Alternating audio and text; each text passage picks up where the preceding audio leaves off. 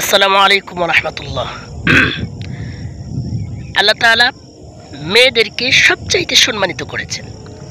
আল্লাহ পাক রব্বুল আলামিন তিনি মেয়েদেরকে সম্পূর্ণ মর্যাদা সম্পন্ন বানিয়েছেন এবং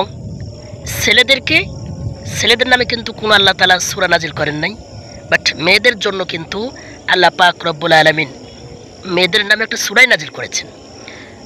হাদিসের মধ্যে আসছে, হুজুর পাক সাল্লাল্লাহু আলাইহি সাল্লাম বলেছেন, আদ-দুনিয়া কুল্লুহা মাতাউন, দুনিয়ার সমস্ত কিছু একটা পণ্যের ন্যায়।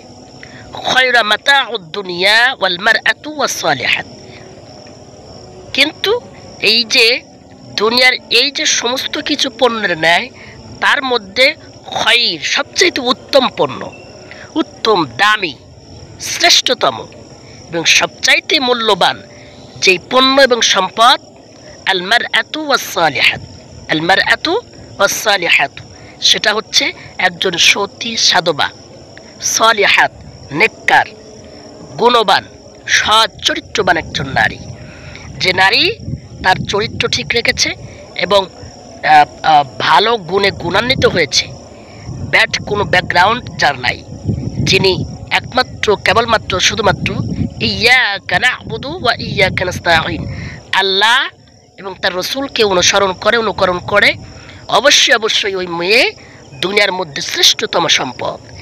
এজন্য আসুন ভাইরা, আমরা যারা আমাদের মা বোন যারা আছেন, এদেরকে সবচাইতে সম্মানের জায়গাটা আমরা দিই। রাস্তাঘাটে আমার মা বোনেরা যখন বের হয়, তারা যেন তাদের নিজেদেরকে নিরাপদ মনে করে। আপনি এমন একটা সমাজ, এমন একটা রাষ্ট্র প্রতিষ্ঠা করুন, যেই রাষ্ট্রের মধ্যে আপনার মা এবং আপনার বোন নিরাপদে রাস্তায় চলাফেরা করতে পারবে।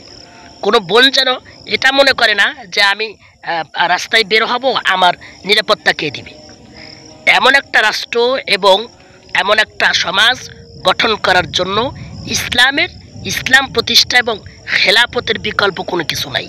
একটা সমাজ এবং একটা রাষ্ট্রে যখন আপনি কোরআনের আইন বাস্তবায়ন করবেন, যখন কোরআনের এই আইনগুলো প্রয়োগ হবে, তখন দেখবেন অটোমেটিকলি আপনার মা এবং বোন আপনারা সম্মানিত হচ্ছেন এবং নিরাপদে থাকছেন, এবং আপনার সবচাইতে ভালো যেই দিকগুলো, সেটা হচ্ছে খারাপ যেই দিকগুলো আছে সেগুলো আস্তে আস্তে রিমুভ হয়ে যাবে।